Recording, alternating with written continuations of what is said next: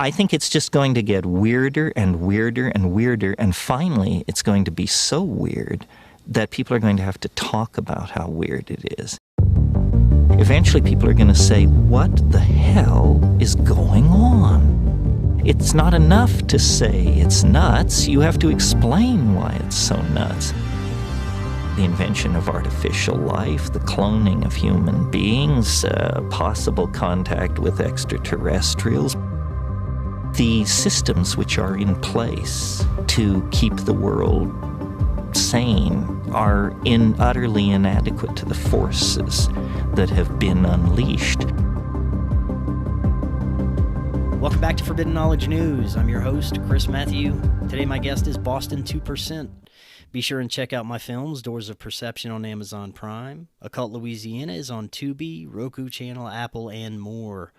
We are booking guests for January. If you have suggestions or you'd like to be a guest, email me, forbiddenknowledgenews@gmail.com. Visit our website, forbiddenknowledge.news. It's the home of the Forbidden Knowledge Network, where we feature some of your favorite podcasts and content creators. Today I want to welcome Boston 2%. He is a former meth addict that spent a year in a mental health facility and now speaks out about the corruption within the facility and his experience with possible demonic forces while under the influence. Boston, welcome. How you doing? I'm doing really good, Chris. Thanks for having me back. It's been an amazing ride, and it's good to see you. It's great to have you back, man. Last time you were on, you were joined by the great Jerry Marzinski. We got into a little bit of your story as it relates to your stay at the mental health facility from hell. Today, we're going to hear more of your story, focusing on your experience with meth addiction and possible demonic intelligences. And the more we're able to analyze these experiences with altered states induced by certain drugs, it does seem that it opens a person up to energies and intelligences that are normally not perceptible.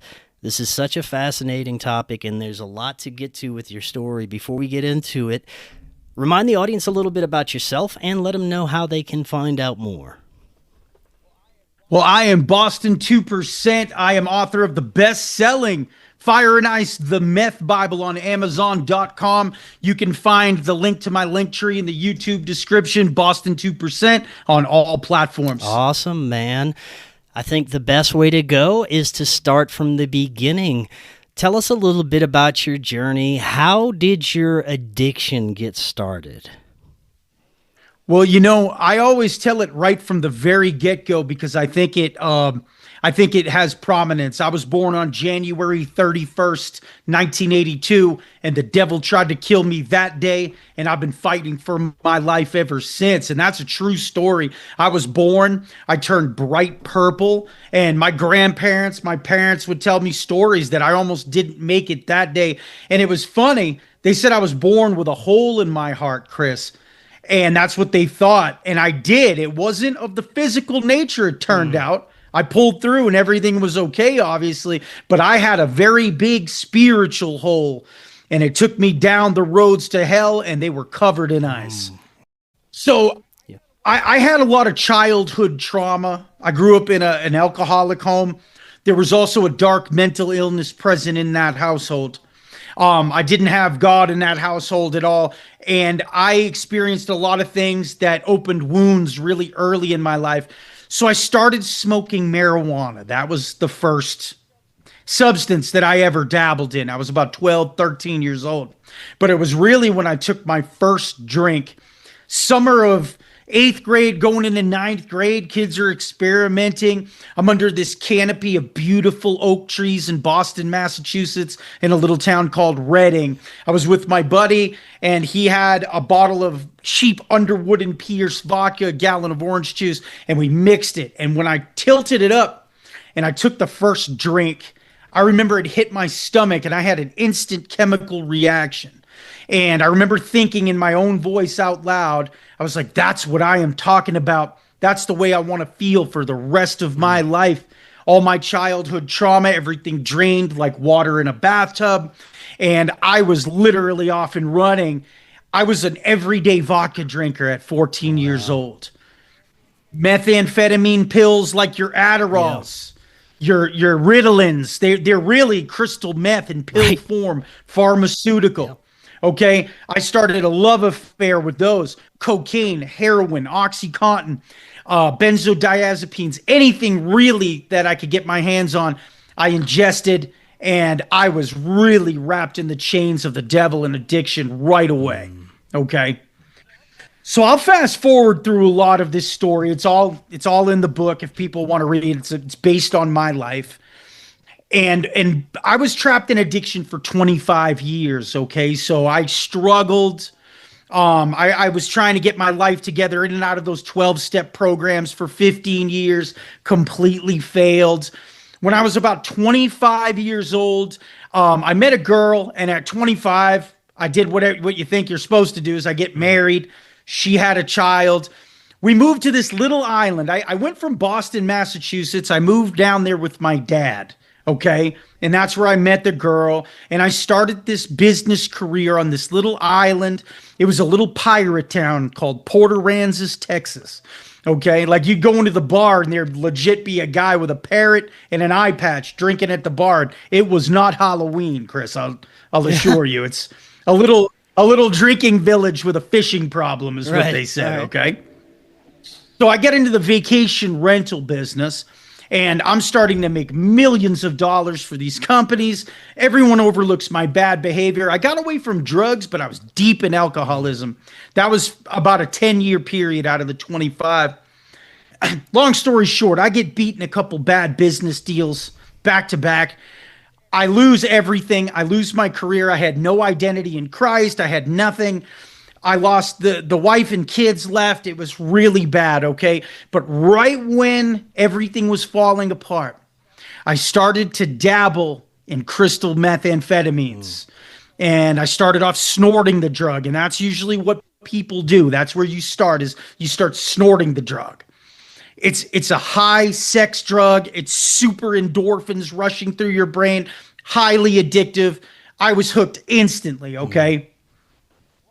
Right before everything fell apart while I'm dabbling, there's a story in the book about this, but it's like the first demonic visitation. You want me to get into that and tell you, like, okay.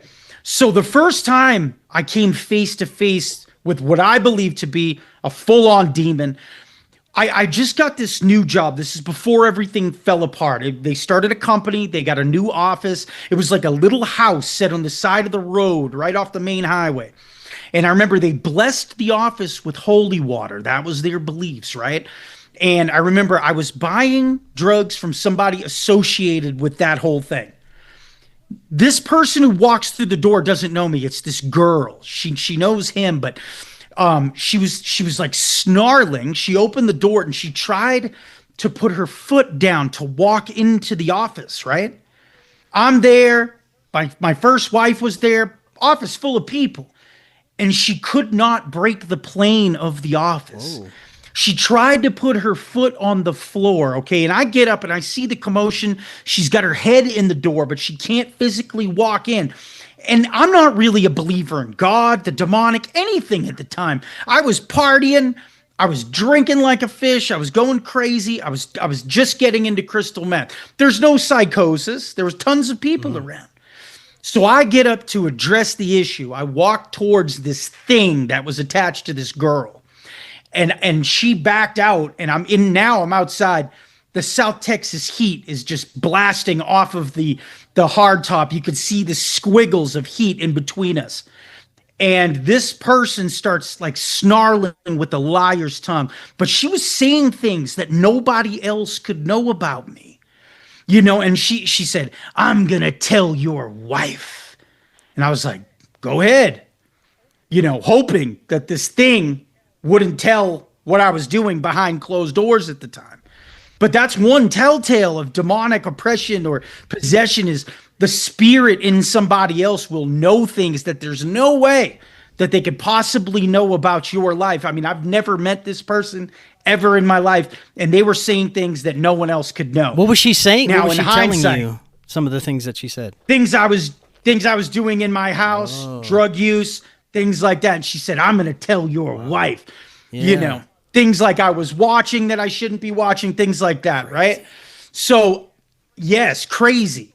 So I said, I'm going to call the cops. And she's just slithered back to her car. But while she's talking to me, it was like a marionette with rusty old strings was puppeteering this person, gyrating, snarling, very common in meth users. You're wide open to the supernatural realm.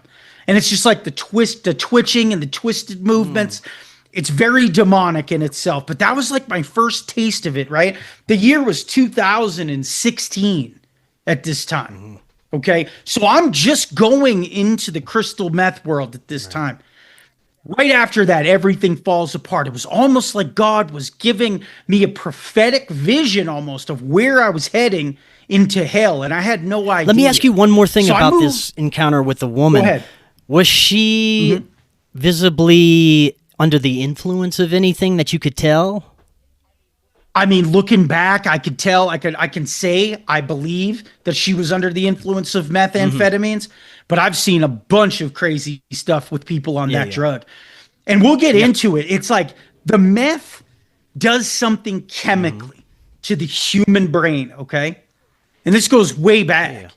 And they don't understand much about the human brain. Later in the institution, the team of doctors told me, we don't really know much at all about the human mind, right? And I believe it chemically opens a doorway to the supernatural, the spiritual realm, the unseen around us. And we just have these mind-blowing experiences with meth and the devil, God, angels, demons, you name it. So the veil to the supernatural world becomes paper thin, almost non-existent. And things start happening in the natural realm that are vulgar displays of power, both good and evil. It's a really wild ride. So I ended up, after everybody leaves, everybody walks away from my life. I lose my career. I was just in the throes of addiction and depression. And I went on a purposeful suicide mission in the underworld of crystal methamphetamines. I moved back in with my father in Corpus Christi. Very interesting that God chose to write the story of Fire and Ice, the Meth Bible, in a city that name quite literally means the body of Christ in Spanish, Chris. Yeah. It's like this supernatural battle of souls happening in the body of Christ, Texas. So I move in with him, and by no chance at all, it was like a predestined story being written. I end up being a nighttime cab driver in the city of Corpus, and I'm a meth-addicted cab driver. Okay, so the story is really told through the eyes of a meth-addicted junkie cab driver in the body of Christ, Texas. Okay, it's one of the most violent cities in Texas, which is very violent because there's firearms everywhere. It's a really dangerous place to be. Lots of gangs, the whole thing.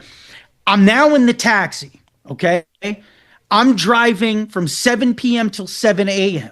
My clientele is pimps, prostitutes, drug dealers, money printers, professional thieves, check cashers, you name it. Just the dregs of society. I'm ferrying around the lost souls of the city during the wee hours of the night, giving them safe passage on all these underworld drug missions and prostitution and everything. And I quickly discovered that being in the taxi was a really good way to support my drug habit. Okay. And I start making connections. And this is something I wanted to touch on. I met this guy, and it's almost like these characters would say things to you as like forewarnings, like prophecy almost. This one guy, we were in this abandoned apartment in this really swanky place, but it was like we weren't supposed to be in there. It was like a vacant apartment. And he says, you know, Boston? He goes, the meth counterculture is a very strange place. And you're going to see a lot of really strange things. Now, he's in the world already. And boy, was he not lying, Chris. Because, all right, so everyone in the underworld of meth, their minds are wide open to the spiritual, right? You see witchcraft, Wicca, Satanists, true blue Satanists, card readers, born-again Christians preaching in trap houses. For some reason, everyone is into some intense form of spirituality. And it's really crazy, the cast of characters that you meet along the way, okay? So it ropes you in. It's sex addiction, corn on the cob, you know, like stuff you shouldn't watch on TV. They'll throttle us if we say what it really is, but you know what I'm saying, okay? But it's like, it's just every sin imaginable. Lying, cheating, stealing, infidelity, debaucherous sex. It's just hedonism at its highest level. The devil sets up his carnival in every major city and every little town and every trailer park in between to break the lives, will, and souls of God's children. And it just takes you down this derogatory, crazy lifestyle. And I covered it in the book, the chapter Driver Stakes is High. You know, and it's like you go into the underworld of crime, you know, mothers selling their bodies for pennies on the dollar, 50 cents on the dollar food stamps. I go into everything that it looks like, and it really is the most evil place that a person could be. At this point, were you still snorting meth, or had you graduated to other ways of ingesting it? I started to get on the pipe at this time, okay? Now, there's something about smoking crystal meth that's absolutely wild, Chris. It's almost a fascination where you blow the smoke out, okay? It's meth smoke dissipates very quickly into the night sky, okay? There is a phenomenon. Now you saw us go viral last month. 14 million views in the month of October on my Facebook Reels alone. Then we've got TikTok. I'm starting to farm all of this data from the masses of people because nobody's ever talked about meth and the devil being so linked, or the supernatural world and the things we experience out in public before. And here I am on the internet and we're just exposing it all. People, I mean, by the thousands in the comments section, they're all saying, I can't believe I'm hearing someone else talk about the same exact experiences that I went through. Everyone was going to call me crazy if I ever said this in public. But I stepped out and I started telling this stuff. And then the book came out, and then people are really starting to talk publicly about the supernatural, demonic experiences, the experiences with God too. I mean, disclaimer, never go looking for the Lord Jesus Christ or God or spirituality in the bottom of a meth bubbler, because it's called the devil's drug on the street, and it's not a mistake, because if that's what you're looking for, that's exactly who you're going to meet. Right. Okay? Yeah. So I'm farming this data. There's a phenomenon, and I've seen so many pictures, Chris. People that have had these in their phones for a year, 2, 3 years. You blow the meth smoke out in front of a light, okay? And then they're snapping photos, and there are straight demon faces in the smoke of this methamphetamine. It's almost like they're walking through the smoke, or they appear, and it's bone chilling to say the least. Yeah. And it's like, I've seen pictures from LA, New York City, everywhere in between, Johannesburg, South Africa, New Zealand, and people are all capturing this supernatural phenomenon. And it's absolutely wild, man.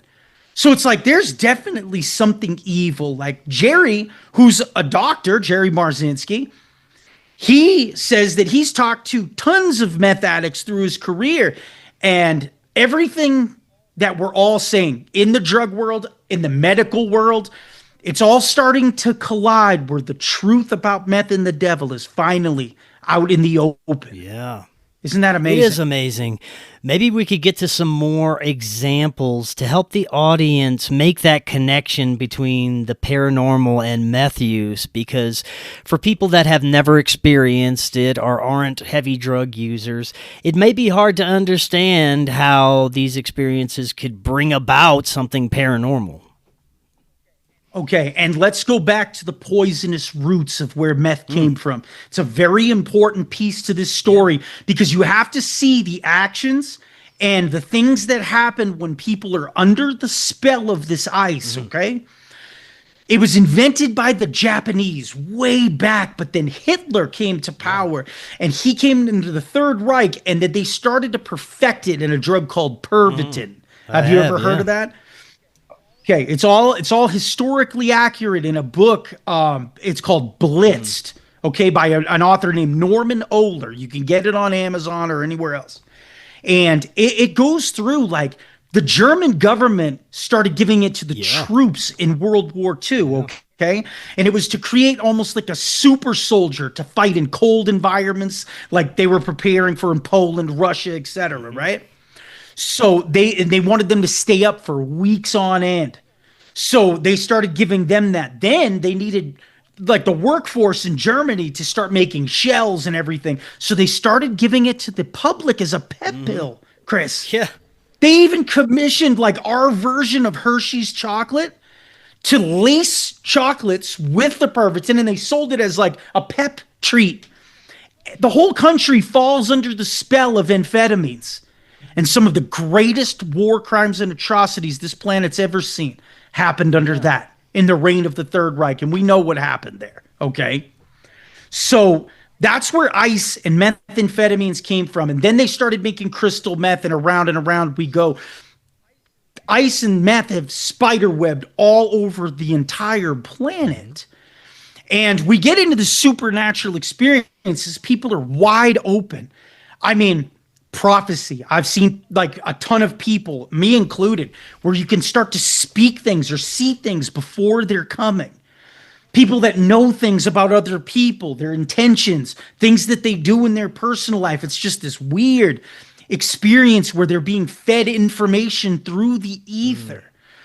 People are seeing the shadow people. Have you heard of the shadow people? Yeah. I have experienced this, and we talked about this with Jerry briefly, but the shadow people are these dark, shadowy figures that look like they resemble human beings, okay? And they'll walk by you in the house. The things that go bump in the night are very real in the meth world, Chris. And Jerry was saying that the common, when you're really deep in, they either have bright lime green or red glowing eyes. Right. Okay, so people see those. There's another phenomenon called the Hat Man. Have you heard of that? Yeah. The Hat Man is a dark, shadowy figure, almost like he's the king or the prince of the shadow people. Now, I know from my experiences that shadow people are demons. I know that. That's my personal, very deeply rooted belief from my experiences. Always inflicting fear, always inflicting the thoughts where you think that you're going crazy. Demons have three main jobs. This is from Derek Prince. He's a brilliant pastor, deliverance minister. The first one that they have is to torture and torment people. So that lines up with the shadow people. The second one is to keep you from knowing the Lord Jesus Christ as your Lord and Savior. And the third one is to keep you from serving him effectively. But this is a spiritual war zone. And those shadow people are really troops in the devil's army, really. Nothing ever good comes from these spiritual experiences, not until the very end, where God comes in and gives all these people I've talked to a choice. Are you going to choose God above or the devil beneath? The meth itself alters your perception in a very profound way, most likely enough to have these metaphysical types of experiences, but you add on no sleep for days at a time, and I imagine this enhances those experiences quite greatly, right? Yes, and I mean, in Christianity and a lot of different religions, they talk about fasting and the power of fasting to open spiritual doors, right? The natural way where you abstain from food or water. There's a phenomenon in the meth world, and I talk about it in the book and all these interviews. It's called fasting for the devil. And it's like you're living this debaucherous life. You're worshiping the pipe, Chris. I mean, there were spiritual times in my life when I started going in really deep, where you start seeking the meth as a spiritual tool. So I would keep my meth bubbler. Now I'm shooting up too. I'm on the needle. Yeah. Okay. Oh, absolutely. I took methamphetamine use to a level no human being should take it. I was trying to unalive myself, to totally self-delete. Wow. Now, nobody told me meth doesn't usually kill you. It drives you insane first, okay? Okay, so the lifestyle kills you, but it's not drinking water for a week at a time, 5, 6 days. You're not eating food for stretches of sometimes a week, 2 weeks. So you're fasting for the devil. You're worshiping this drug like on a satanic altar, really. I would keep my meth pipe in a wooden box, and I would use it as a ceremonial tool to summons these spirits from outside of myself, knowing that when they come into me, I mean, you're acting in all types of strange and mysterious ways, total sexual debauchery, you name it. But it was like, you're seeking the devil through this substance, through these rituals that you participate in. And I mean, boy, did they show up. I mean, wild stuff would happen. I'll tell you one supernatural story where the veil, where it crossed over the plane into the natural, if you want to hear that. For sure. Yeah, it's in a chapter. There's a story based on this. It was about 4 or 5 in the afternoon. I took my last toke of the last drugs I had. And then later on in the evening, I'd met this girl off a dating app. I mean, everybody in the meth world's trying to hook up, link up, and they're using the internet to do it. It's this underground world, okay? So I get in my dad's GL 350, Mercedes-Benz truck, and I drive down to this really neighborhood, West Side Corpus Christi in the hood, and I drive down there and I pick up this girl that I'd met online. And I remember when she got in the car, the hair on the back of your neck would stand up. She laughed like the Joker. I mean, there was something so black attached to this girl. I mean, it was just like you were shaking, trembling when she sat next to you in the car. But I took her back to the house anyway. I mean, I'm used to evil at this point, okay? So we go back, we hang out for a while, things unfold. At about 3 o'clock in the morning, so you're figuring a little less than 12 hours, I haven't had any drugs at all, okay? So I'm sitting there and I'm starting to like go through withdrawals from meth. So I reach under the cabinet and I open up a bottle of rum, I pour a drink, and I'm trying to take the edge off. So she's standing right across from me. There's a sink behind me, a lower countertop, and a higher countertop, like a breakfast bar, right? So it would go around like this, and she's up on the breakfast bar, and she's talking to me, and we're having the first normal conversation of the entire night. My guard's down. Over her right shoulder, I saw these panes of electric hot white light moving like this from top to bottom, and they were going away from her shoulder, and they took a blob form and they whipped around the corner down the hall. That house was extremely highly steeped in paranormal activity to begin with. I'll go into that in a minute. But this blob electric figure takes off down the hall. Now, I didn't say anything. And she's staring at me, and my breath was taking from me. When you're in the presence of the devil, demons, the supernatural, you can barely speak. And she looked at me, and her eyes were as wide as dinner plates. And I said, did you see that? She goes, no, but I felt it. And there was a knob missing on a ceramic top stove right next to me on the lower part. So it's in between us on my right side. As soon as she said, no, I felt it, a pyre of sparks came up 3 feet. Now, I ran down the hallway and I went into my room. I did. I admit it. I was terrified. I've never felt that kind of fear, anxiety, and just an absolute terror in one moment of my life. So the funny part is, like, you're trying to make natural sense of these things, right? The next day, my dad was paralyzed with spinal cancer during this time. He's down the hall. There's this train of drug addicts living in the house. Lots of different evil people always circling through the house. That's why I believe the house was haunted, so to speak. Demonic spirits or presence was brought in the house, because when you have a bunch of different people living evil lives with evil things attached, they tend to like stay in the hub place of where it's all happening, right? Yeah. So it's like, be very careful of who you invite into your home, who you let touch you, all of these things, right? So the next day, my dad had to pay $185 to have the stove physically rewired. There was something literally, really there in the room with us. And it's like, it'll take your breath away. I mean, that stuff really happens where the spiritual crosses over into the natural. I've heard stories of stuff flying off the shelves. People just, I mean, I've put a meth pipe on the counter, and I was always hearing them smash on the floor. Wow. So I took a sock that was wet and I put the pipe on the counter. I walked backwards and I looked at it, and this is the same kitchen. This is later on. And I looked at it. It's not going anywhere, man. I turn and I walk around the corner and you hear, psh, and the meth pipe smashes on the ground. It's like real life, supernatural. Like, you're talking like ghost story level stuff. You don't believe in this stuff until you actually experience it, brother. At any point, did you start to link what was happening to the drug use, or did you think it was connected to something else?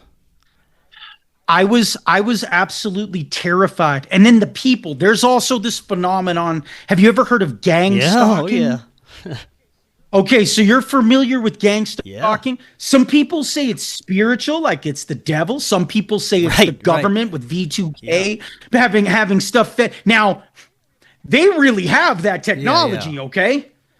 So I don't know for sure what this stuff is, but I've seen it with my own eyes where you make an enemy in the meth world and a group of high-level drug dealing type gangster people, they'll play mind games with people to try to get them to unalive themselves. So like, I'm going through all of this stuff and I start looking for answers because I was like, okay, this is stuff that doesn't normally happen in real life. So I start getting on YouTube and I searched up like demons, all of this stuff. And I came across a video by Derek Prince called Demon Gangs.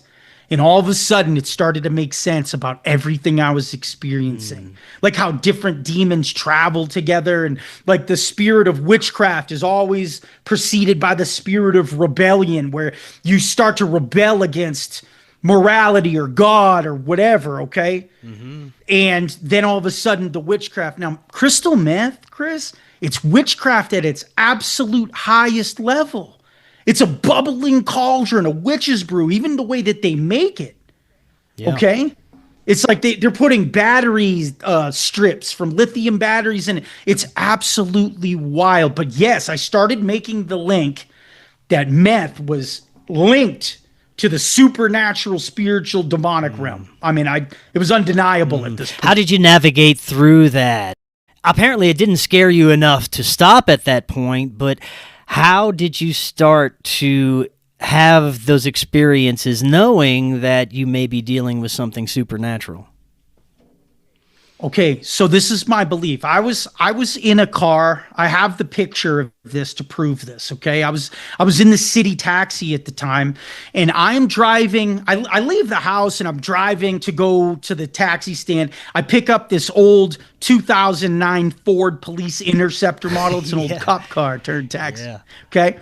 So I'm driving. It's an October night. I believe it was like 2017 when this happened. So I'm jumping back a little bit.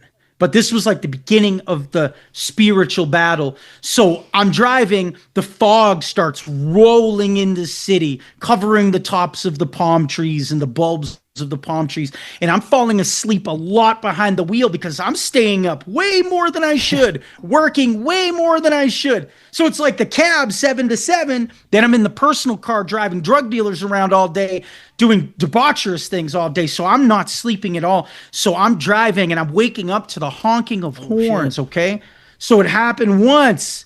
It happened twice, and the fog was so thick you couldn't even see, like, they couldn't even see into my window from the other cars. They just saw my taillights.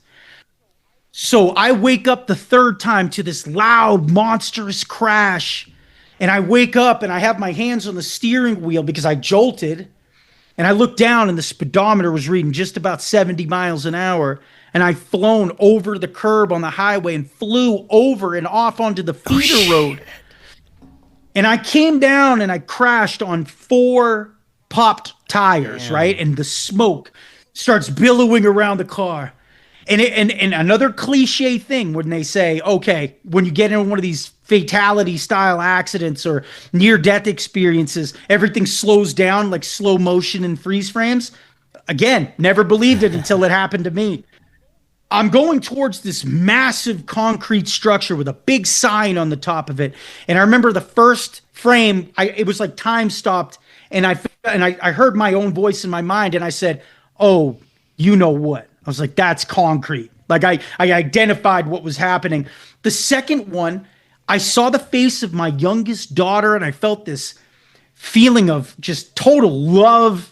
And it was the best that I've felt in a long time. And then immediately after, I accepted, the third one is I accepted my own death. And I knew I was going to die. I mean, I'm flying towards this concrete sign the size of a redwood tree. Wow.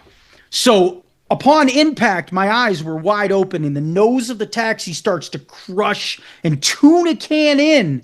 And the car starts like melting and tuna canning in around me. The engine's in the front seat, and it looked like a nuclear weapon went off. A hot white concussion. Oh. Okay? And I just remember us sitting there. I had broken glass in my eyes. I had a superficial cut on this hand where blood was spurting all over the engine that was next to me. And it smelled like some demonic, psychotic barbecue where someone was cooking filet mignon.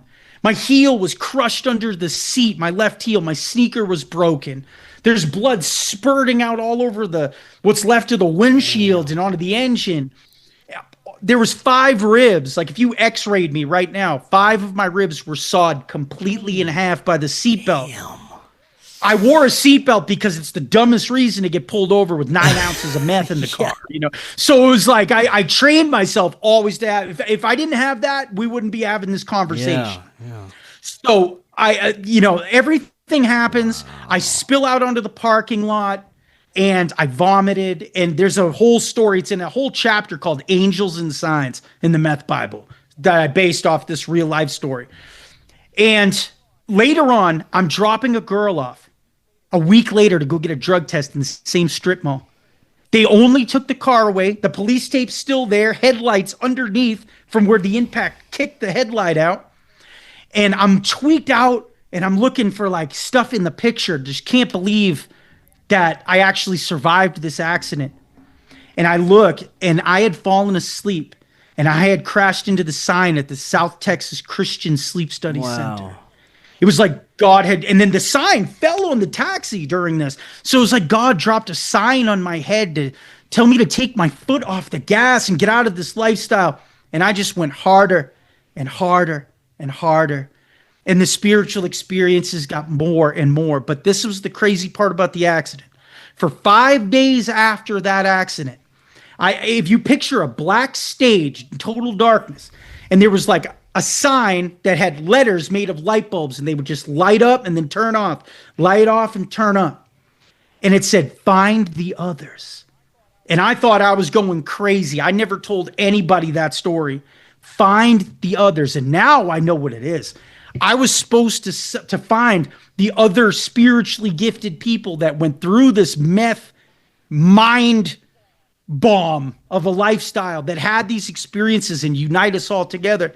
And we're supposed to expose this to the world. And that's exactly what happened in real life. So that's where I started to know God was like in the story and on my side. Yes. And I believe that you're walking so close with the devil, hand in hand with the serpent, that God sees you.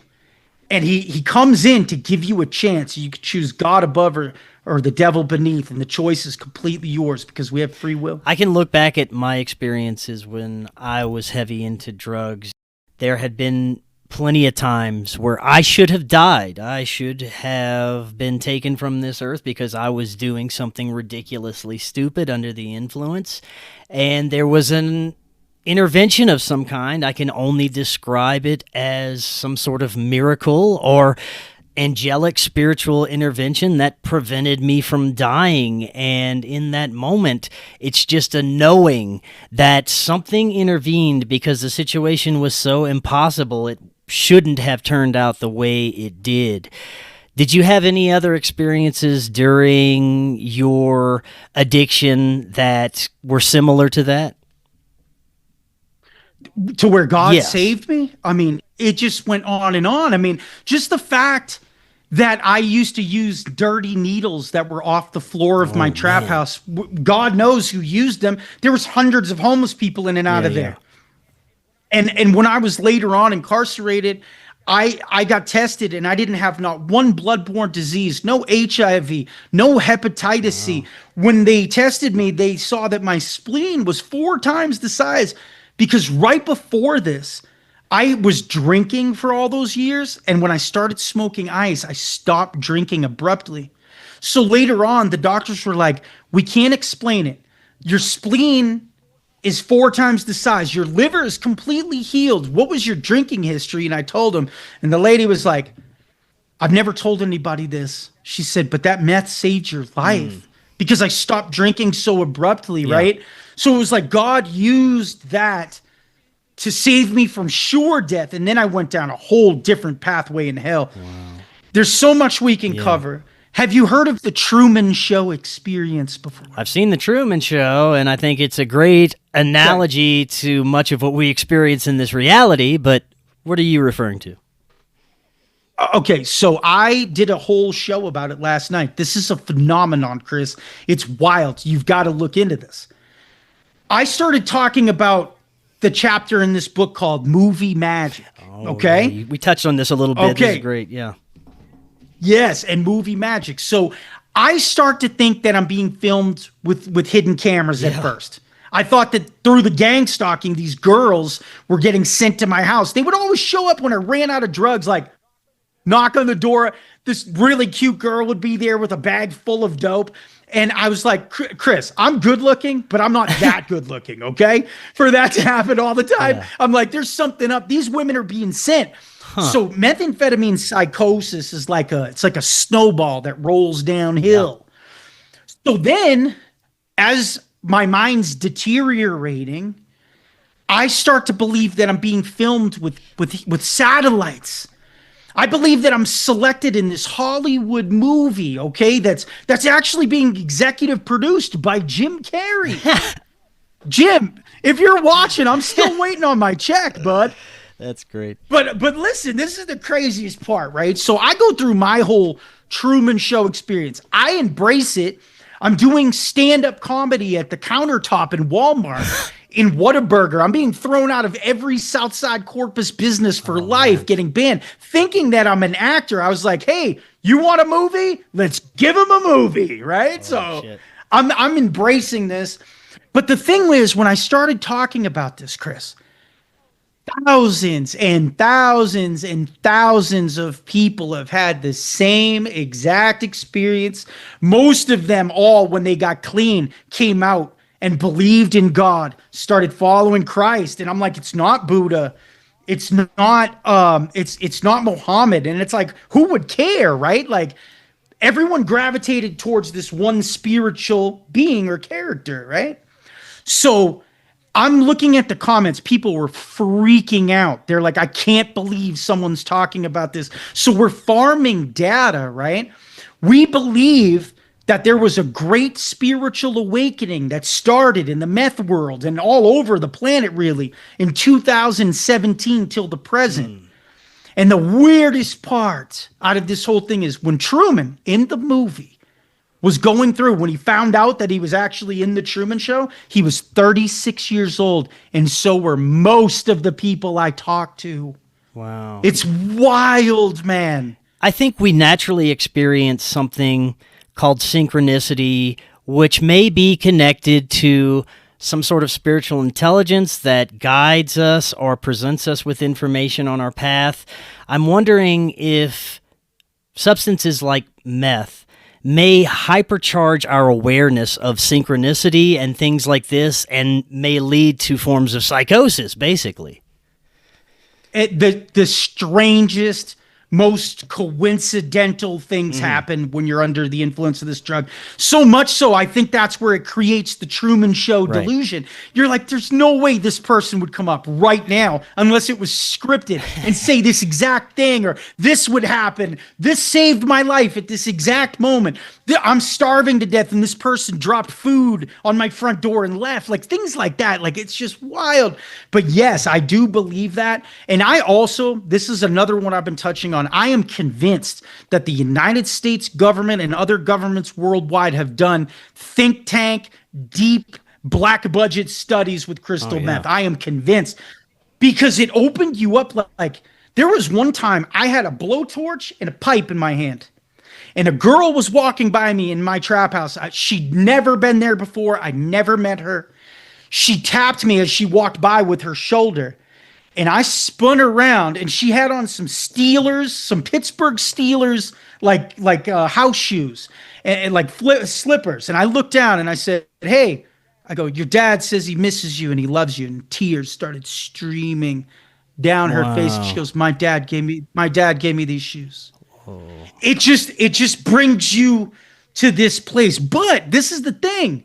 You're going to lose every part of your life in the process. Like it's something that really should never be played with. It is like the invention of a nuclear weapon. It's something that we should not play around with. 100%.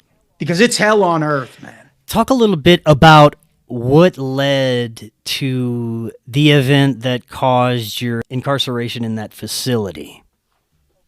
Okay, so I was at the end of my rope. It was 110 degrees in the trap house. It was a house in the country club of Slates. We all had been on meth, and it's just the meth life is so insane. Sheetrock torn out. There wasn't a strip of carpet in the house. The place was down to the studs. No water, no electricity. I was at the end of my rope. Now, my dad had been missing. Remember, he had cancer? Yeah. Nobody came to tell me that he went into hospice care. I thought he was in Hawaii playing golf as part of the movie scenario. I thought he faked cancer as part of this movie conspiracy. I was like, he took the money. You know, he's like, they paid him off and now he's part of this. So he's gone. Everyone's abusing the fact that I'm mentally challenged. And they're all swarming the house. But this day I was by myself and I went down. I ended up going to catch the Wi-Fi at a grocery store. I talked to a family member. I was like, "Where's my dad?" And they're like, "He's been dead for 3 weeks." And some type of a light bulb went off in my head, even though I was so deep in. I shoplifted like 3-4 locos. I went home. I pounded them. I passed out. I was covered. I'm like the demon-possessed man from Gadarenes, from the Holy Bible that was possessed with legion. Self-inflicted knife wounds all over my body, just covered in blood. I was wearing a pair of just disgusting swim trunks, no shirt. I got up. I'm on this mattress that my dad used to sleep on. And I sit up, and there's trash up to the fiberboard. There's needles. It's just absolute hell. And I looked over, and there was a huge rusted butcher knife. I have no clue where it came from. Looked like one of those ones from like the Prince of Arabia or something. Had like a curved blade. I get up, and I said out loud, I stood up, and I go, "This ends now." And I walked around the corner. I opened the door. I walked out. I threw a TV that was in my... I threw a TV out a closed window days before. Yeah, it was on the front lawn. I picked it up and I threw it over my neighbor's fence and I stomped around and I went into a McDonald's restaurant and I opened the door. Now I look like a maniac, demon-possessed lunatic with blood and knife wounds. My hair's all messed up. I hadn't had a haircut in months. And I opened the door and I said, "This is not a robbery. Everybody get up out of here." And they ran out the back door, and I threw the knife on the ground, and I walked behind the counter, and I got a burger, and I poured a Coke, and I sat down, and I waited for the police. I was being tossed into, like, your local psych ward every 3 days and then released. I was a total danger to myself and other people. I could have unalived myself or someone else. I was living in an alternate universe, and I did it so I could get clean. It was a self-inflicted arrest.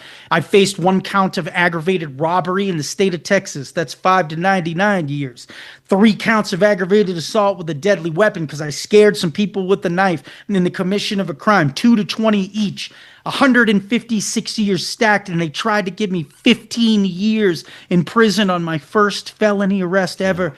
And I had the best lawyer that money could buy. I had the number 2 pay attorney in the city of Corpus. I won him in a lottery as a public defender. So is that one of those synchronized moments where God saved my life, Chris? What do you think? I'd have to say 100%, man. Yes, and I, during this insanity portion of my life, I want to say this.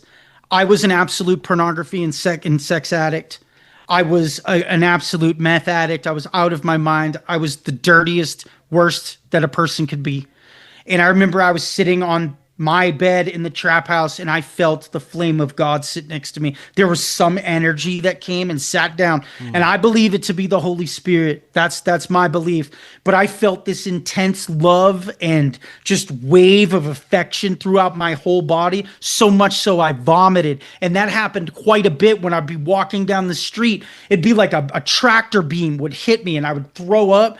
And then all of a sudden I'd start to be able to, I was saying things from the Holy Bible that I've never read the Bible in my life at this point. This is all true stuff. I was going around trap houses telling people, I believe the veil has been lifted from my eyes. That's from the Holy Bible, that stuff. Later on, I'm reading it. I was so crazy in incarceration. God used my insanity, and I believed that they could see through my eyes for the movie. And I believed if I read the Holy Bible that I would learn something and they would let me out of this terrible trial I was facing, right? Yeah. So I read the New Testament 3 times, and I actually ended up beating that case on insanity. Drugs disqualify you from that finding in court. Yeah. So it's an absolute, they called it, this is a group of experts, said it was a miracle court case. They said no one in Nueces County will ever get off on insanity ever again. Would they have drugs in their story? This was a mistake. And I beat the case. I actually have no criminal record of any kind. I had a corporate job after this. And my mind completely healed, Chris. 8 months in jail before the trial. I was talking to the weatherman on TV, yeah, thinking we're having a conversation. And I went to bed and I woke up healed like I am now. Do you know how scary that is? That's incredible. You're like, I'm facing 15. Yeah. My dad's dead. The house is foreclosed. Wow. Everyone hates me. I probably have HIV. All of these things because, the girls and the needles and everything weren't props in the movie. Nobody was getting tested in Hollywood. That must be a hell of a rude awakening to come to and have your faculties back and realize everything that you've done during that time period. That's crazy. Better than ever before is the strangest part. I literally have a 6th grade education. I stopped paying attention in school, and I dropped out of high school, and I stopped paying attention in 6th grade when I started smoking weed. I was a terrible addict from childhood, and I wrote a 716-page book, never went back to change anything. It was one run through. I wrote it in 6 months to the day. That's incredible. And it's just... And it's a bestseller. It's not like it was not a good book. It's I am blown away because I'm the spiritual doorways that were blown open with the substance. I don't know what it is, but God touched me when he healed me, and I've never been the same, man. I have a gift to speak that I never really had. Not like that. I preach. I go and do public speaking. All of this stuff is blowing my mind. Right on. Well, it's amazing enough that you're still with us, let alone that you've done all this since those experiences. You mentioned something earlier that I'd like to spend the last few minutes on, that it's possible that at the highest levels of our government, there's experimentation and even implementation of some of these drugs, especially in our pharmaceutical realm. There seems to be a pharmaceutical crisis. Young kids being prescribed some of the hardest drugs that you could imagine from a very early age, like Adderall, Ritalin, things you mentioned earlier. I'm wondering how much does this affect a young child's mind and the spiritual connection that they have? How much could this be influencing them with demonic forces or otherwise and veering them on a very bad path from a very young age? Well, I'll start off answering you like this. If you took a pile of shards, crystal meth, and put it on a table, and then you put like crushed up Adderall on the table, as far as the experience or effects of those two drugs are like Coke and Pepsi in a taste test. And I'm not kidding. If you snort Adderall or Ritalin, I used to do it all the time. It is literally pharmaceutical grade crystal meth. Yeah. And if you do enough of it, you'll go out there. Now, Vyvanse is exactly like that. They just recalled it the other day because it's not strong enough. It's not giving people the effects that they're like, it's not absorbing into the body. I'm like, these are literal school children that are being fed pill form crystal meth. Just like, wait a minute, Chris, didn't we talk about a certain country with a certain leader earlier who did the same exact thing? With pharmaceutical speed, every man, woman, and child on the country is getting high on meth. That's what's happening here. And they're wide open. And crystal meth, a lot of people who come out of crystal meth addiction all started as being given Ritalin as kids in school. Big surprise there. Like if you give a lab rat crystal meth, they're going to get addicted to it. So if you give a lab rat Vyvanse or Ritalin or Adderall, they're going to get addicted to that because it's just the same drug, man. Yeah, it does seem that even other types of drugs and illicit substances open you up, but in different ways, possibly even to different spiritual intelligences. But there does seem to have an effect. Drugs like meth have this hypercharged connection to the spiritual realms more than anything I've ever seen. And we're seeing MK Ultra, right? Like everything that's come out about MK Ultra, about how our own government experimented on people in society, our own citizens with like LSD, mind control drugs, truth serums, all of that stuff, right? Who's to say that this great wave of Adderall, Vyvanse, all of these pills, right? These prescriptions, who are to say that the government's not monitoring the children being given these drugs in some vast scientific experiment to see if these kids are like superheroes or like, it gets so wild because if there were prophets like Daniel from the Bible today who could predict wars and stuff, they would kidnap those people and lock them underneath a mountain and use them for their own good, wouldn't they? 100%. That's the truth. And I believe that takes place. I believe that all in my heart. Last few minutes, let's get your final thoughts. Very interested to know how people that have reached out to you are reacting to your story, some of the information that's come out. You said you're kind of data mining a lot of experiences to make comparisons. What's some of the most profound information you've put together based on other people that have reached out to you? We're in the portion of the data mining of this in the comments. And I mean, the messages, we got 14 million streams last month alone. Okay. And the book shot to the #1 drug dependency and recovery book in the country on Amazon. I wrote it when I was homeless, but now that with all the exposure, we're in a stage where people are really just in shock and awe. Like, people are telling stories and they're all very similar to mine, almost identical. The Truman Show one is the biggest one where it's all linked up. I mean, really, we should have a convention in like Vegas or something and all get together and try to piece this thing together, because at the end of the day, we really don't know, but we know. We know it's linked, and we know we're all part of this strange spiritual connection in some way, shape, or form. But it's wild, man. And I'm seeing people just kind of, I can't believe somebody's talking about this out in the open. That's the #1 thing we're getting. And then people are telling similar stories that almost carbon copy the one I just told. What would you say to those that are in this moment struggling with addiction, looking for a way out, but don't know how to get there? If you can get off drugs and give your life to God, If you can find your purpose in this life and start chasing it like you did those drugs, you will be over the moon, blown away by what will happen in your life. You could be an author, a director, a filmmaker. You could start a business.